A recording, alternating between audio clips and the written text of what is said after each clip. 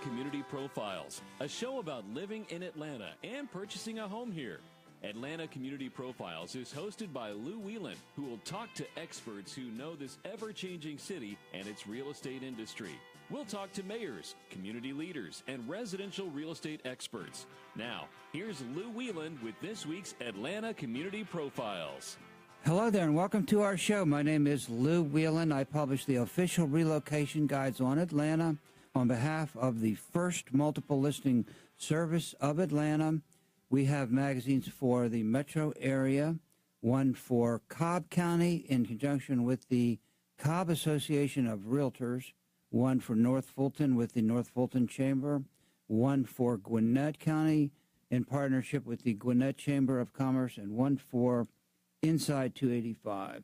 And my website is atlantacommunityprofiles.com, and on that site you will find all of the publications and a great deal of additional information about Atlanta. Check it out. I'm also a realtor with Berkshire Hathaway Home Services Georgia Properties, and I do work with commercial and residential and investment property. My website for that is louwhelan, WIELAND.com. Check it out. If I can help you with any of your real estate needs, please let me know.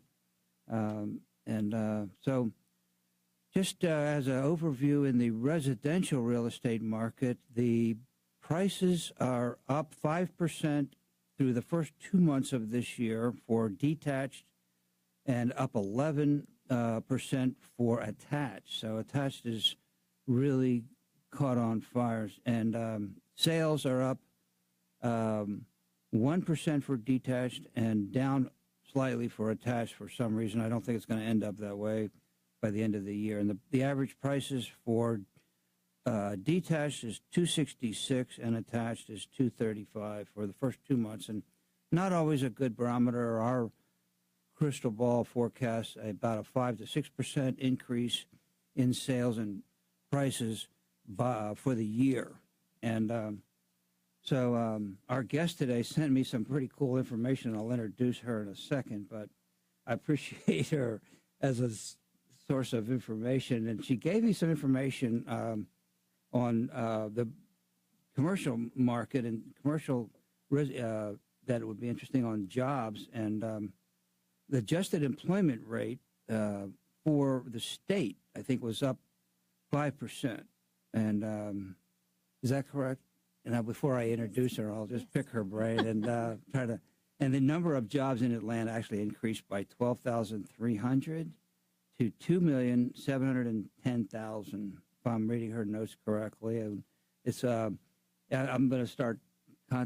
There's a problem with her doing this. Is she's got to make me addicted to calling her and getting her information. And so basically, job seekers, by the way, and employers are encouraged to use the Georgia Department of Labor online job listing service, which is employgeorgia.com, to search for jobs or recruit new or recruit. So basically pretty cool stuff. In February, 46,683 new job openings occurred in Atlanta, were posted on Employ Georgia website. And throughout the state, 65,000 new job openings were posted. So pretty good website to check out. Georgia Labor Market is available. Information at dolgeorgia.gov if you're interested in checking it out. It's a pretty cool site. And so basically that's just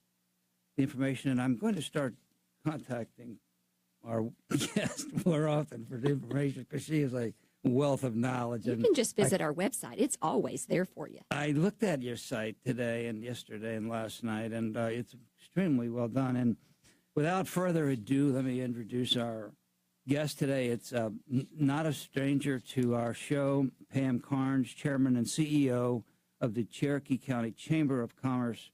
Welcome back to the show. Thanks, Lou. I appreciate you inviting me to be back, and it's always good to come in and talk about what's happening not only in Cherokee County, but as you've mentioned, what the forecast is for Georgia. What you failed to mention about those unemployment stats is that Cherokee County's unemployment is 4%. The latest figures from February 2017. I wanted to introduce you first so I could give you the credit for that. Oh, no, definitely not taking the credit for that one. But to have the lowest unemployment rate in Metro Atlanta is not a bad stat to attach your community's name to. But I'm glad to be back. Thanks for having me. And the second lowest in the state. Absolutely. So it's pretty good. Let's say you had 127,107 people. Your labor force consists of 127,107 people, Mm-hmm. and your population is. I got the latest that is available, as far as I know, 235,000. That's right. That's the latest estimate. And so if you rewind back, I've been in Cherokee County 26 years. Population in 1990 from the census, those census results showed 90,000 residents. So now fast forward to 2000, the population was about 142,000. And so now look, 17 years later, looking at our current estimates of over 230,000 residents. So Cherokee County is definitely the place to be, and we've got room for more. So we hope that people will find out more about what's going on in our community and be intrigued like we are about things like low unemployment, great place to live, wonderful schools, health care, and I'm sure we're going to cover that with our new hospital. Mm-hmm. So we've got a lot going on in the community. Well, I'm glad you have a lot of room because their population is expected to grow to 309,000 by 2020, 360,000 by 415,000 by 2030, Right. and 360,000 by 2025. Is that right? So basically, you have plenty of room, I hope, because that's a lot of people. That's phenomenal growth. That's doubling your population almost. You know, I brag about my 4-mile commute to work, and it takes me different time every day just based on traffic. And you would think 4 miles, it shouldn't be that you have to adjust your travel that much. But I think about that 4-mile commute today, and what is that commute going to be like when we add that additional population? Well, I can tell I you may one have thing. to get up a little bit earlier. You're not going to get an ounce of sympathy from me because I have an hour and a half. So 4 minutes is not going to. We could change that for you if you chose to live in Cherokee County, Georgia. We could maybe change that for you. Well, I appreciate that, and I want to know if you keep growing like this, and as a realtor, I'm going to be up there very soon. Well, come on, we'd be glad to have you. Commercial and residential. Right. So Pam, I didn't even properly introduce her yet. She's married with 2 daughters, and one of her daughters is getting married this summer. Is that Yeah, right? she's getting married Father's Day weekend. In fact, she graduates with her master's from Georgia Tech on May 5th. Wow. And smart. then but her undergrad is from Georgia. I have to be sure to keep my balance there. She's a bulldog at heart, and she will be marrying on Father's Day weekend. So I'm trying to decide if just giving my husband a son-in-law for Father's Day is enough, or, do I need to wrap something else? And then our younger daughter. Wrap him. And say, here he is. And then our younger daughter on his head, is a high school junior at Sequoia in Cherokee County. And my husband, as you know, teaches at Sequoia, and Rebecca has Brian for AP Chemistry. So she had him for Honors Chem last year, and he's her AP Chemistry teacher this year. So life is interesting at our house, but by virtue of the fact that he's the only AP Chem teacher at the school, she gets to take him. So it's a fun time. Well, I remember, Pam, when you first came on the show about 4 years ago or 4.5 years ago, we were talking about where your daughter would actually go to school. That's And right. it was a big debate. We sure did. I know. That's it. So she chose to be a bulldog, just like my husband and I both are. And then when she was looking at her master's program, she opted to go to Tech. Couldn't find a better school than that. There you That's go. unbelievable. What a And great school. But Rebecca it doesn't has seem her like you've been IT. doing this for 4.5 years know. because she was just graduated from high school That's when we right. had you on the show for the first time. Great or not memory. even quite graduated. Right. And congratulations to your husband, by the way, as he's the Cherokee County Teacher of the Year. He is. He was named as the Sequoia Teacher of the Year last beginning of the school year, so last August. And then in November of 16, he was named as the Cherokee County Teacher of the Year. So it's been an exciting few months at our house. Thank you. And at work, too. Definitely. With everything that's going on. Absolutely. When we get to the next segment, we're going to talk about all that's going on there, and it is phenomenally exciting. Must be an exciting place to be right now. It is. Well, I look forward to sharing. Yeah, we'll have, we're talking about the schools and the excellent quality of education that you offer, and also higher education institutions that you have over there. So great. Stay tuned. We'll be right back after the break.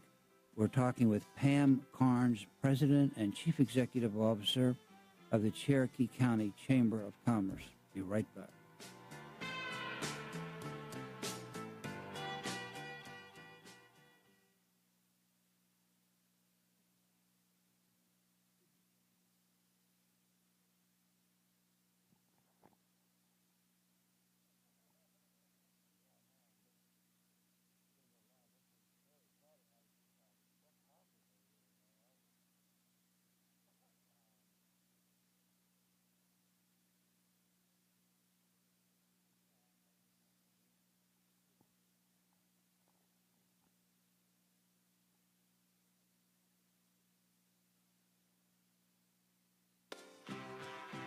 Welcome back. I'm Lou Wieland, and we're sitting here with Pam Carnes, President and Chief Executive Officer of the Cherokee County Chamber of Commerce. And there's so much to talk about over there that just is new and exciting. And one of the things that it's hard to say jobs or education is most important.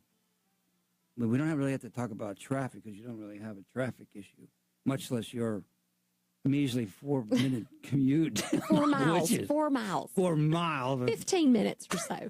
Really? Don't get everybody too excited. Well, that was really the number one issue that the ARC talked about, and as a concern to people, and that's really not an issue in Cherokee County at all. So I think as we continue to grow, that will bring its own challenges as we grow in businesses move to our community and our residential population increases, that we will experience traffic. But let's just take it the way it is. It might right increase now. to 5 minutes from You 4 think minutes. so? Okay. Yeah. I'll let you know. I'll keep you posted. 20% increase or 25% I'll keep you posted. Increase to 5 minutes. So anyway, you do have the third highest SAT scores in the state, and all of your high schools were named to the Washington Post list of America's most challenging high schools. So congratulations. Jobs and then education. Definitely. We have a new school superintendent that has been in his role for a little over a year. But Dr. Brian Hightower, was on the Cherokee County School District team before being named superintendent. And our school board definitely made the right decision when Dr. Petrozello retired in bringing Dr. Hightower into that role. And the district has continued to flourish under his leadership, and excellent schools, as you mentioned, and the quality of the education and the experiences that the students are exposed to with so many activities available to them, not only in the classroom but extracurricular-wise. We have a wealth of educational opportunities to provide to those students. And then, of course, there are also those opportunities to attend private school. We have a strong homeschool-based community as well. And so if you are looking to educate your child, Cherokee County is definitely an area of Metro Atlanta that you should consider. Well, certainly your SAT scores, that's not really new. You've had among the highest SAT scores in the state for a long time. I'm just glad it's not me taking that SAT. Really? Tell me about it. That's what my high school junior, that's what Rebecca deals with ACT and SAT, and waiting for those results to come in as you determine which school is going to accept you. And it's such a high-pressure time for students at that age, and I'm just very thankful that I am not the one taking that standardized exam, and I'd hate to skew those numbers. Maybe your daughter could take it for you. I don't know if they'd allow that. Georgia Tech grad, she's got to be a master's from from Georgia. What is her master's in? City and regional planning. And she has been working with Georgia Power Company since May of 2016 and has accepted a full-time position with them. Wow. And so not only is she getting married, but she's going to be off our payroll. So that's an exciting time as well. I know. My son is very successful, too, and he makes more money than I do. So you might, you get out of, I know some of these kids that get out of master's degree out of Georgia Tech start at almost $100,000. She's a very fortunate young lady, Yes. most definitely. Really? So Very maybe proud of her. I'm thinking about getting on my son's payroll. Well, actually. I'm trying to figure out where she's taking me on my next vacation. Yes, But anyway, absolutely. I'm going to Denver this weekend to see my son. He might be watching on Facebook. So I want to grow up and be just like him. just like him.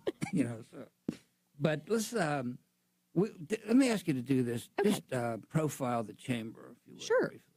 Our organization has a mission, which is to promote business and the community while expanding the economy and enhancing the quality of life. To some people, they could say, well, she just memorized those 15 words, and that's just a typical mission. But when you really think about it and you break that down incrementally, to promote business, which absolutely is what we do, that's what any chamber of commerce should be doing. And in a community like ours, where our economic climate is so strong and viable as it is, why would we not want to promote business? So we're promoting business. Then transfer that into what are we doing from the standpoint of quality of life, wanting to expose not only our residents to what there is to see and do in our community, but also for those that are visiting. We say the best people to come in and spend money in a community are those that are there just for that short time. They're spending money via their shopping, dining, going to the movies, enjoying all the activities we have to offer, but then they go back home and we're not providing services to them. We don't necessarily have to enhance our public safety for them or build new parks or new roads, but they're helping us pay for all of that via SPLOST. So thinking about it, that we're promoting business and the community, we're expanding the economy by continuing to promote and tout that Cherokee County is an economically viable place in which to grow and do business. But then we're also looking at the quality of life perspective so that those 230,000 people don't just live there or work there, they enjoy being there. Mm-hmm. And that's what it's all about. So our tourism efforts are known as Destination Cherokee because it can become a destination. In fact, we have the 11th highest investment in tourism in millions in Georgia. So for Cherokee County to follow communities like Richmond County, the Masters just concluded, and all of the money that comes into that community during the spring, and looking at other communities like around St. Simons and Brunswick, over into Columbus. What definitely you're seeing in growth in being a destination in Metro Atlanta, the new SunTrust Park. So everything happening in Georgia, and Cherokee County has the 11th highest tourism expenditures in millions of any communities in Georgia. So we're very pleased with that. I know your motto is where Metro meets the mountains. From a tourism aspect, yes. From the chamber aspect, we say that we're connecting, creating, and cultivating. We're connecting business and community. We're creating economic viability and value. And then we're cultivating member engagement. So that's what we're doing to bring our business community together and an atmosphere that we nurture so that people do become more successful and want to do business and grow. From a tourism perspective, absolutely. When you're on Interstate 575, you're traveling north and you get to about exit 16, you begin to see the mountains. And so you've left Metro Atlanta behind and you've reached the mountains. So it's where Metro meets the mountains was the reasoning behind that submission when we had a contest about 20 years ago to give a tagline for tourism to our community. One thing else I noticed on that road is the traffic kind of thins out a little bit. A little bit. Now, late afternoons, traffic does, of course, back up just based on the outflow of population during the day going to jobs outside the county. And that, of course, will change, too, as Cherokee County continues to grow and employment opportunities continue to flourish in our community. I noticed on your site that 97% of the people out commute for work. Is that correct? Or is that, maybe, did I understand that correct? The commuter survey stated that they prefer, but 97% say they prefer to stay in, but 79% actually go out of the county for employment. Do commute out. But the important thing is that from the Atlanta Regional Commission, total job change from 2010 to 2030, there will be an additional 48,000 jobs just from 2010 to 2030 coming into Cherokee County. So that out commute, we're going to be able to do a reversal of that for many people. I think I saw that you're number one in job creation over the next 10 years. Number one. Not a bad stat to have. So congratulations. Thank you. Stay tuned. We'll be right back after the break. We're listening to Pam Carnes, Chairman and President of the Cherokee County Chamber of Commerce.